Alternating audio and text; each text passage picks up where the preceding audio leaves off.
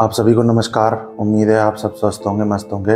नई शर्ट और नई वीडियो के साथ आपका स्वागत करता हूं। असल में ये जो हमारी ज़िंदगी है ना, ये बहुत बढ़िया है और एक बहुत सुंदर जीवन हम व्यतीत कर सकते हैं, लेकिन हम ना कई चीज़ों पे ध्यान नहीं देते। तो इसीलिए मैं आपके सामने वो चीज़ें लेके आ रहा हूँ जिन चीज़ों की ना यूथ को स्पेशली जानने की ज़रूरत है, और ऐसी चीज़ें जो सामने आना बहुत ज़रूरी था लेकिन किसी कारणवश वो ना दबती चली गई थी। तो मैं आपको एक छोटी सी कहानी सुनाऊंगा और उससे शुरुआत करूंगा।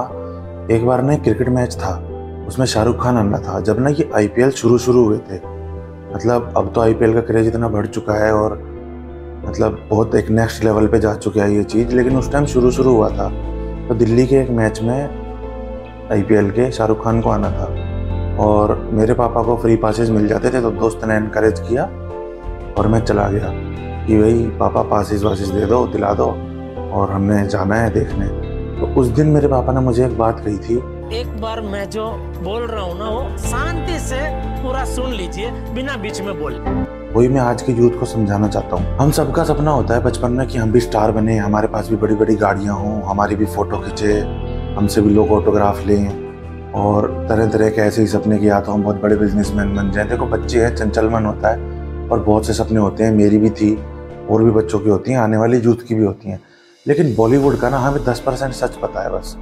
तो वही सच मैं आज आपको बताता हूँ और इसी के अकॉर्डिंग अपने डिसीजंस लेना, क्योंकि ये वो समय है अगर डिसीजंस लेनी है तो सब कुछ बर्बाद हो जाएगा। लेकिन मैंने आपको एक चीज़ बताई है ना कि हर चीज़ के दो पहलू होते हैं, दो साइड होती हैं। जैसे हम बॉलीवुड की चकाचौंध, मौज मस्ती, स्टार्स का आना, बॉडीगार्ड और ये सब देखते हैं, ये बॉलीवुड लाइफ का, सिनेमा लाइफ का सिर्फ 10% हिस्सा है। बाकी का जो 90% है ना, वो एक ऐसी काली दुनिया है जिसमें ना जाने कितनी ज़िंदगियां बर्बाद हुई हैं, कितने लोग उस चक्रव्यूह में फंस के कभी बाहर नहीं आ पाए। तो उन चीज़ों को हम कभी नहीं देखते और हमेशा ना हम चमक देखते हैं कि कोई आदमी रईस हो गया, वो बड़ी गाड़ी में घूम रहा है, कोई आदमी सक्सेसफुल हो गया, उसको जॉब मिल गई अच्छी, कोई आदमी कुछ बन गया, कोई आदमी कुछ बन गया। लेकिन उसके पीछे के स्ट्रगल को या फिर उसके पीछे की ऐसी बातें जो छुपी हुई हैं, उनको हम कभी नहीं देखते। तो आज हम उन्हीं चीज़ों को उजागर करेंगे आपके सामने। अच्छा, एक बात और मैं यहाँ कहना चाहूँगा कि जो बच्चे हैं ना, बच्चे जब ना पढ़ पाएँ या करियर में कुछ ना कर पाएँ, आवारा हो जाएं, गुंडे बन जाएं, बदमाश बन जाएं, चोर उचक्के बन जाएं या कुछ भी बन जाएं, तो उसमें कभी भी ना उन बच्चों की गलती नहीं होती, ठीक है? क्योंकि जन्म के बाद वो बच्चा माता पिता को सौंपा जाता है, उसके बाद एक शिक्षक को सौंपा जाता है। तो ये 3 लोग प्रमुख जो होते हैं, जिसमें मतलब जो कारण आप यूँ कह सकते हो कि किसी बच्चे का या किसी का ज़िंदगी खराब होने का, उसमें सबसे पहले होते हैं माता पिता, दूसरे होते हैं उसके शिक्षक और तीसरा होता है समाज। समाज का योगदान सबसे कम होता है, टीचर का मुख्य होता है और पेरेंट्स का सबसे ज़्यादा होता है, मेन होता है। तो इन चीज़ों को समझना बहुत ज़रूरी है। एक बच्चे पे ब्लेम डाल देना या यूथ पे ब्लेम डाल देना देश की सबसे बड़ी कमज़ोरी होती है। क्योंकि आजकल जो लोग कहते हैं ना कि बच्चे पढ़े लिखे नहीं हैं इसलिए नौकरियां नहीं है, या बच्चे काबिल नहीं हुए, तो मैं उनसे सीधा सवाल पूछता हूँ, काबिल क्यों नहीं हुए? क्यों उनको शिक्षा प्रदान नहीं करी गई? क्यों जब उनका समय डगमगा रहा था तो उनको संभालना नहीं गया? कहाँ थे पेरेंट्स, क्या कर रहे थे? बच्चों से ज़रूरी ऐसा कौन सा काम था सरकार को या देश को भी? तो ये सब चीज़ें मैं आज भी ये मानता हूँ कि कोई भी बच्चा अगर नाकामयाब है या जिस भी पोजीशन पे है, तो अगर कुछ कामयाब हो चुका, कुछ हासिल कर चुका, तो माँ बाप की वजह से, और अगर कुछ नहीं कर पाया तो माँ बाप की वजह से। सबसे ज़्यादा हिम्मत इंसान के अंदर होनी चाहिए जिम्मेवारी लेने की। जिस दिन आपके अंदर ये जिम्मेवारी की हिम्मत जाग गई ना, उस दिन आप कुछ करने भी लग जाओगे।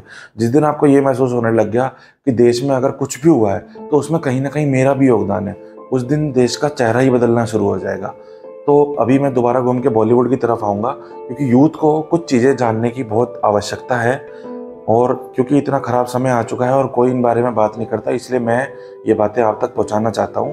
ज़रा गौर से ध्यान से सुनिएगा एक बार समय निकाल के। जैसा कि मैंने आपको बताया था ना कि मेरे पिताजी ने, मेरे पापा ने मुझसे कुछ उस दिन कहा था, तो स्कूल टाइम में था, तो मेरे भी बच्चों की तरह ये सपने थे।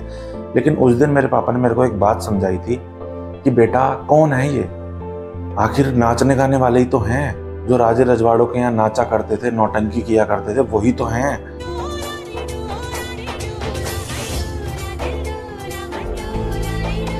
आज इनके पास 4 पैसे ज़्यादा हो गए तो इसका मतलब ये नहीं है कि इनके पीछे पागल हो जाओ। अपनी इमेज का ध्यान रखो। इनके साथ खड़े होने के फ़ोटो खिंचवा के क्या हासिल होगा? खुद कुछ हासिल करो ताकि लोग आपके साथ फ़ोटो खिंचवाएं। और वो दिन है और आज का दिन है। मैंने पूरी जीवन में अपने 30 साल की उम्र मेरी हो चुकी 3 से 4 पिक्चर देखी होंगी। अब एक पिक्चर देखने गया था एनिमल, क्योंकि इसके ट्रेलर से लग रहा था कि इस पिक्चर का लेवल बहुत ज़्यादा घटिया हो चुका है। इन चीज़ों से परेशान होकर मैंने कई बार कोशिश करी है कि किसी तरह इन बातों को उजागर कर पाऊँ, लेकिन अभी मेरे वो स्टेटस नहीं है। तो आशा करता हूँ कि आप वो स्टेटस मेरा बना पाओगे कि मैं इन चीज़ों को उजागर कर पाऊँ और ज़्यादा बेहतर तरीके से। तो अब हम सबसे पहले ये बात करते हैं कि ये इंडस्ट्री रन कौन कर रहा है। असल में कहते तो हम इसको बॉलीवुड है, लेकिन ये बॉलीवुड नहीं है, ये है खान की इंडस्ट्री।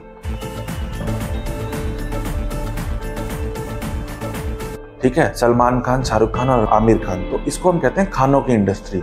तो ये लोग रन कर रहे हैं मेजरली, ऐसा नहीं है कि कोई और लोग कर रहा है। और अब तो कितने इंसिडेंट ऐसे हो चुके हैं, एक्टर्स का मरना, कितने लोगों के अपना लाइफ करियर खत्म होने के बाद दिखाना कि भाई हमारे साथ ये होता था, हमारे साथ ये होता था।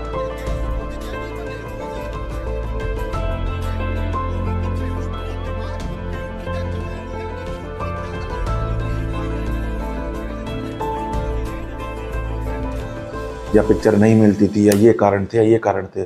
और मैं ऐसा क्या हो गया हूं किसी के लिए कि मैंने किसी के साथ घात-पात कर दिया है? ये विषय मेरे समझ में नहीं आ रहा है। तो अब तो हमें दिखता है कि यहाँ पे इनकी मोनोपोली है।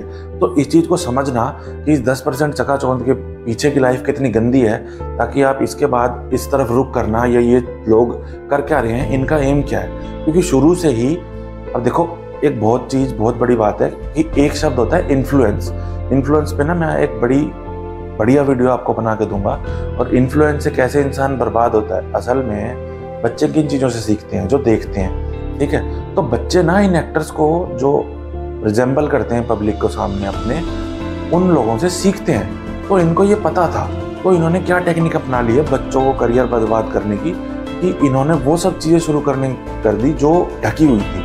ठीक है, तो उन्हीं चीज़ों के बारे में बात करते हैं। तो सबसे पहली बात जो आपने नोटिस करी होगी कि ये लोग ना एक वुमेन से सेटिस्फाइड नहीं है। एक शादी हुई, उसके बाद दूसरी शादी हो गई, उसके बाद तीसरी शादी कर ली, और ऐसे ही घूम रहे हैं और दिखा भी रहे हैं कि कोई दिक्कत नहीं हुई, हम तो अब भी मौज में हैं। और उम्र का भी कितना बड़ा फासला होता है, बेटी की उम्र की से शादी करते हैं, या फिर बच्चों के साथ ही बच्चे जो हैं वो कपड़े नहीं पहने हुए बेटी ने खुद की, और उसी के साथ केक काट रहे हैं। तो इन लोगों में वुमेन को लेकर रिस्पेक्ट नहीं है। दूसरी बात कि हिंदू संस्कृति, हमारी संस्कृति, सनातनियों की संस्कृति ये कहती है कि जीवन में एक बार विवाह होना चाहिए।